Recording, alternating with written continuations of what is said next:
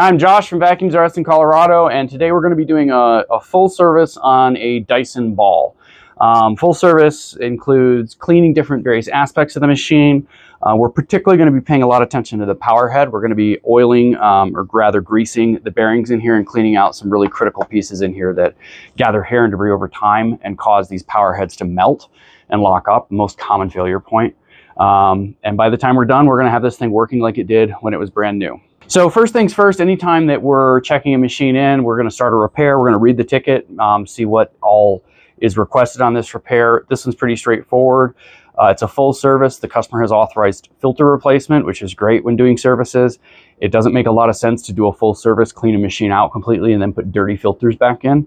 The filters are washable, but the effectiveness of washing these filters is severely limited, so replacing is certainly always the preference. So that's all we've got going on with that. Nothing else noted on there. It is noted the machine did not turn on at time of check-in, likely because it was overheated. So the next thing, we turn the machine on and we're going to do a brief test. So the machine is powering on now.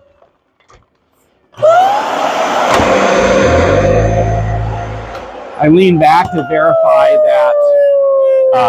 that the power head is indeed turning on, and I don't hear anything strange coming from the power head. What I do hear, however, so that loud whine on wind down there is most likely actually the HEPA filter. So what happens on these HEPA filters, they get filled up with debris, they clog. Washing them is not that effective. And in fact, washing them can often cause them to clog even worse because it turns the powder that's inside of it into a paste and then glues the filter shut. And the howling that we're getting out of this machine is the effect of the air going around the gasket and kind of whistling, creating this whistling sound around the gasket that's on the is on the filter. And that's why we get that noise. So to verify that that is the source of the noise real quick, I'm going to unscrew the filter cap right here.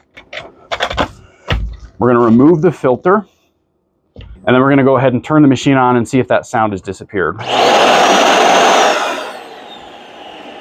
right, so we have no more howl. And if we look closely at this filter, I don't know how well our camera here is going to pick it up, but the filter is shot. I mean, it's completely loaded. So that's what that issue is. Fortunately, the customer has authorized filter replacement, so that issue will be resolved with the replacement of the filter. So there's two different aspects to performing full service on these machines. The power head we're going to remove in service, and then we're going to blow out and clean out the canister, and then we're going to clean off the body. So I'm going to start with the power head first. All right, so the power heads on these machines, there is a clip right here. In this case, I'm going to use a flat head because this one's stuck. So this clip will just slide off, and then the power head will come right off for us. Okay, so we're going to take the base plate off. This is held on with these little plastic tabs and comes off pretty easily right here. The base plate will come right off. And I'm going to look at the base plate real quick. So the base plate has this springing thing going on here. And what happens is we get a lot of debris inside under here, right? And so there's two clips on the front. And if you twist, you can bring that clip out. And then on the back, you have another two clips, which you press that, it'll pop. You press that, it'll pop. Now at this point, you've got a couple different options. You can either wash this, it's all plastic, so you washing it in the sink will not do it any damage. You can vacuum it out, and then you could spray it with isopropyl alcohol. I'm gonna go ahead and wash this. That's gonna be a lot faster for us. All that stuff coming out right there. All right, and now it's shiny and clean. All right, so with the base plate washed, we'll set that aside to dry. And now we're gonna get into servicing the power head. I'm gonna vacuum out some of this stuff to get it out of my way. All right, so we've got 4 Phillips head screws that are holding in the end caps of this brush roller. They're fairly sharp. You need a fairly sharp Phillips head to get these out.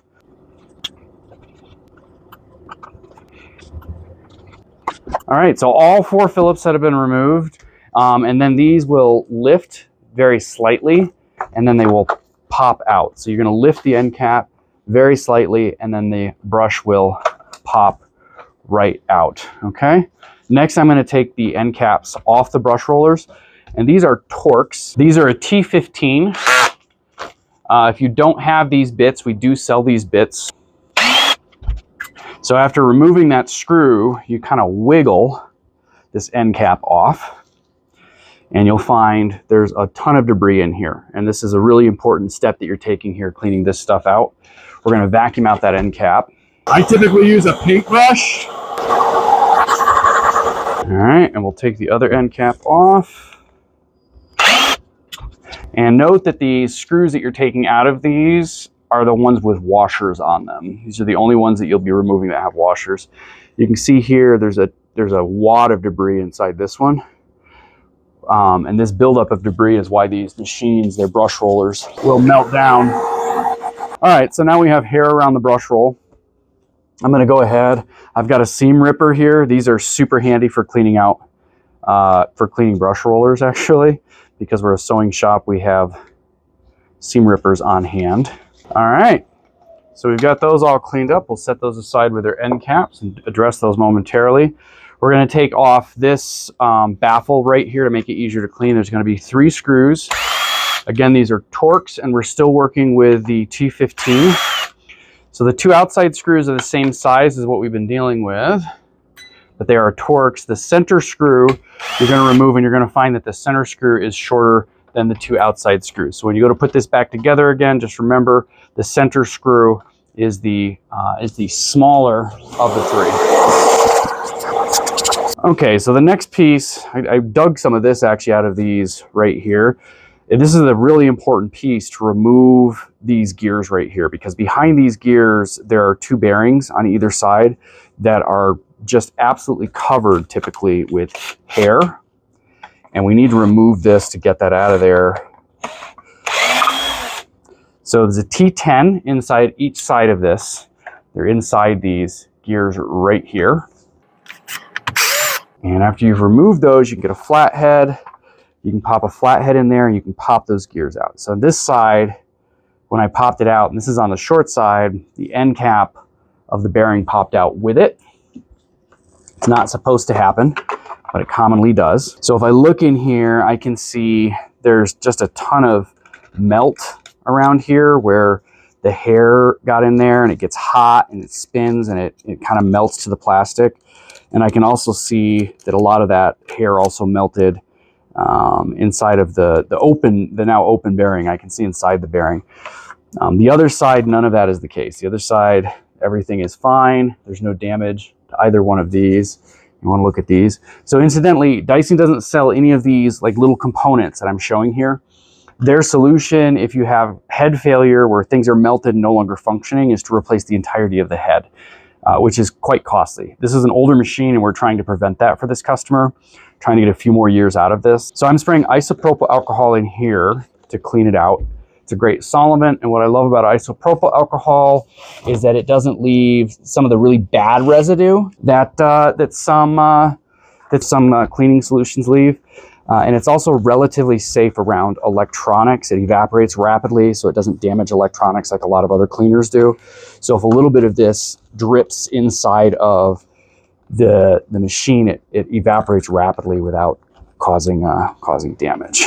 So we're just cleaning that out in there. So for customer services, this is the extent of the cleaning that we do as part of a full service to the power head. If we are reconditioning this power head for online sale, we'll actually remove the motor from here and clean that up as well. I'm going to go ahead and I'm going to take this baffle that we took off. I'm going to hose this down real quick as well. So we've got this cleaned off. So now we're going to kind of try to resurrect this. One thing I want to know, if you grab both ends of these gears and you wiggle them back and forth on this machine, because it's received some damage to these bearings, there's play going back and forth on either side. On a new head, these things, there'll be no play at all in there. So I'm using a grease. It's actually intended, it's a silicone-based grease that's intended for use in sewing machines. It is not cheap. It's like 20 bucks a bottle.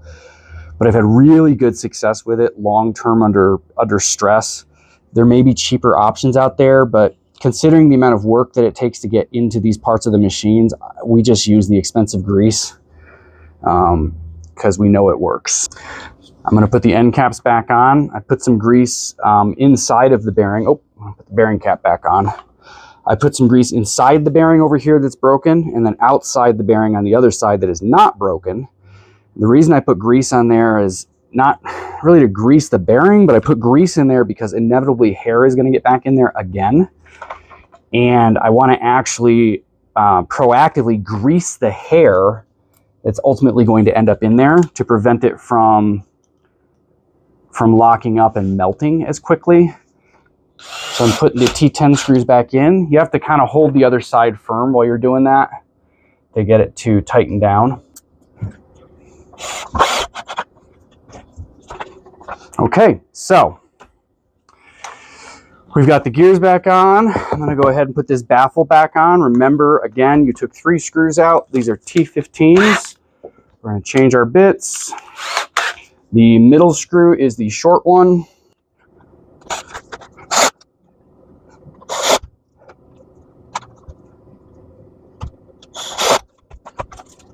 All right, so now we're going to put the end caps back on the brush roller. Remember again that the screws that you use for the brush roller are the ones with the washers on them. I'm going to put a little bit of grease on these bearings. Again, we're not greasing the inside of the bearings. We're just throwing grease on here so that as hair inevitably gets back into this badly designed machine, we will grease the hair and we'll stave off the melting of the hair around the bearings. So these are actually, and I always forget which side goes to which. One of these sides goes to one and one goes to the other. So I always forget, I mix them up. Probably should have mentioned this at the beginning. You could just put them in there and see which is what. Yeah, that's it. And it'll be obvious if you're putting the wrong one in there. We're going to move on to the upper body and servicing the upper body. We'll put the base plate back on here later and I'll show you how to put this back together again. All right, so we're going to service the upper housing of this machine. I'm going to take off the canister. And there's kind of 2 sides to this service. I'm going to remove the filter. This customer's authorized full filter. Ooh, yeah, they sure have. Authorized full filter replacement. I'll dump out the canister. And now I have the cyclone assembly. So what I'm going to do is I'm going to take this cyclone outside with an air compressor. I'm going to mask up, get some goggles on. I'm going to blow everything out. So I blow out around the top. There's these little... All right, and I blow out the screen here, and I just keep going back and forth. And then through the bottom, there's going to be a big cloud.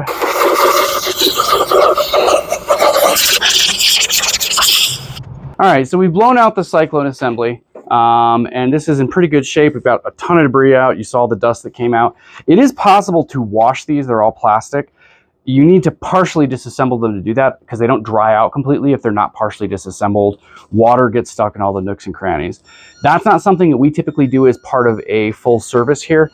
It dramatically extends the amount of time it takes to repair the machine, to take that canister apart and then to wash it, which would increase the price of the full service. The canister though, on this one, the bottom can, has a lot of really stuck on debris.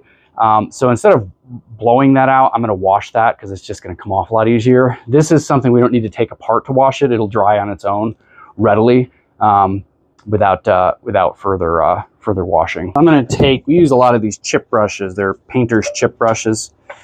They cost like $1.50 a piece. They're really great cleaning tools when working with vacuum cleaners. You'll see this one, we actually cut it in half to make it a little bit stiffer. We use them both ways. Some of them cut in half, some of them not, depending on what we're cleaning. And this is super handy when you're doing washes like this. So that is washed. It's worth noting that this gasket that's here on the bottom, it's possible to get water underneath the gasket. So you want to check here, and I can actually see I have a little bit of water made its way in there. If and when that happens, you need to remove the gasket so that it can dry out. You just pop it out like that. I'm going to take it back to the air compressor. I'm going to blow all of that liquid out that's in there and dry it off manually to speed things along here. If you don't have an air compressor, you could just pop that out and just put something in there so it stays open like that and allow it to dry out if you get water down there. Often water doesn't go in there. All right, so I'm going to push this gasket back in all the way around. I've blown it out with the air compressor to speed up the dry time so we can get on with this. Okay, so the final piece is I'm gonna take the main body here, I'm gonna take that outside and I'm gonna blow that out with an air compressor. All right, so we blew the machine off, it looks better. Still not great though, we got a couple more steps. So at this point, we've done all of the cleaning and the oiling and everything that's gonna have an actual practical impact on the performance of the machine. Our final stages here are stages you don't necessarily need to take it home if you're servicing your own machine. We're essentially just gonna make it look pretty. We're gonna clean it up a little bit. This is because the majority of the work that we do on the machine, the customer can't see. They can't see inside the canister. They can't see the greasing of the bearings and the power head. We do a light external cleaning to make the machine look better as evidence that we did something. It just makes the customer interaction process for the front end a lot easier. If they're able to present to the customer that the machine looks good. They look at it, the first thing they say is, wow, it looks so much better. So first we're gonna put the head on, and you can see these tabs right here that we popped. We need to twist, and that will pop. You can see now, and you can see this one I have not popped in. So I'm gonna twist this, and now that is popped in. Likewise, on the other side, we have two other tabs. And now we have the floating head where it's kind of spring loaded by that rubber gasket that's down there. The idea with this is that it will auto adjust to different carpet heights. It doesn't, but you know, it's certainly effective marketing, which is all that matters. I'm gonna put the lid on here.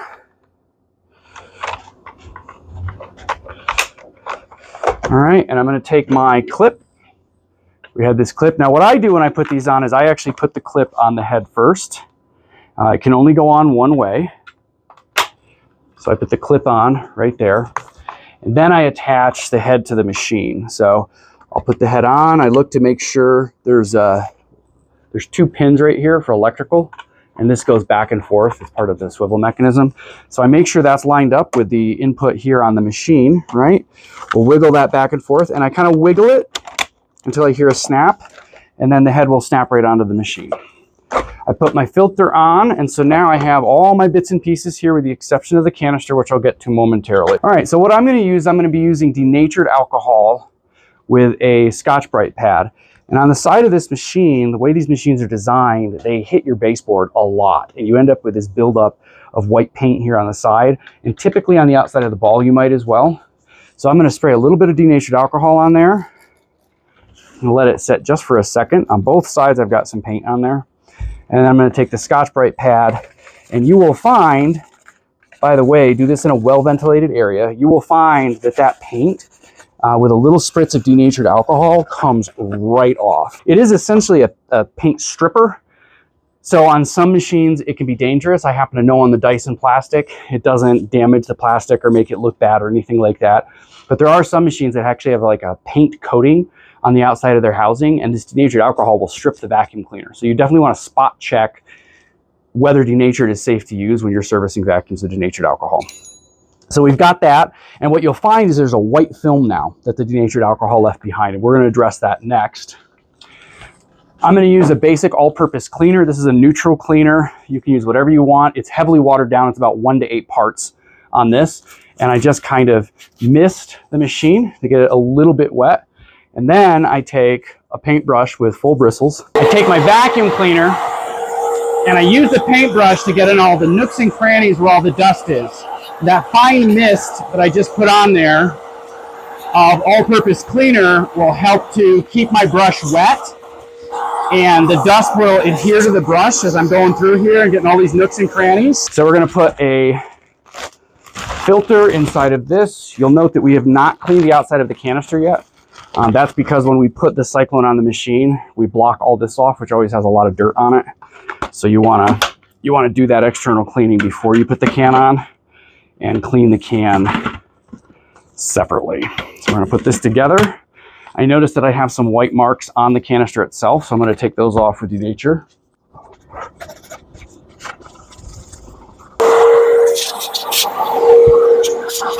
So I'm going to put my canister up on here. I'm going to do one more very slight mist. I'm going to take a clean rag, and I'm going to polish, do one final polish of the machine with the all-purpose cleaner. We're going to do one final test here. For our final test, we're going to use this scented deodorizing crystal. This is not a powder base. This is a crystallized, it's a larger particle. It's called Fragrance Light. There's a number of different derivatives of this stuff. We leave it in the canister because it's a great odor absorber, and it leaves a very light fragrant scent. So this will be our final test. I'll turn the brush roll on. I'll see that I have all the crystals in there. Check suction on my hose up there. The changeover valve is working properly, so there's a valve right here that when you recline, that valve will go back and forth. Verify that that's going back and forth without any problems. Sticking is a common issue with that, and a drop of oil in the right place will address that. And that's it. That is a full service. It's fully tested. It's cleaned. The bearings are oiled. That brush roll sounds amazing. I don't know how well the audio picks up on this, but the whole vacuum sounds completely different than it did when we started this service. So we're going to do our final documentation on this, document what we did. We'll make an annotation of our concerns about that brush roll bearing, which we oiled up. But we will annotate that. We do warranty our work for 90 days. And that's it. Hopefully you enjoyed. As in all the videos, do this service at your own risk. Watch the entire video if you're comfortable doing it. Go for it, but this is at your own risk. If your vacuum becomes sentient as a result of you watching this video and attempting to perform the steps I've shown you, and it eats your cat, we're not liable for that. If it plugs into ChatGPT and takes over the world, also not liable for that. I will be in my bunker hiding. If you have any questions, post in the comments below. We try to keep up on those and answer questions as much as we can. But we are a full service shop. We're very busy, so we may not respond in 3 seconds.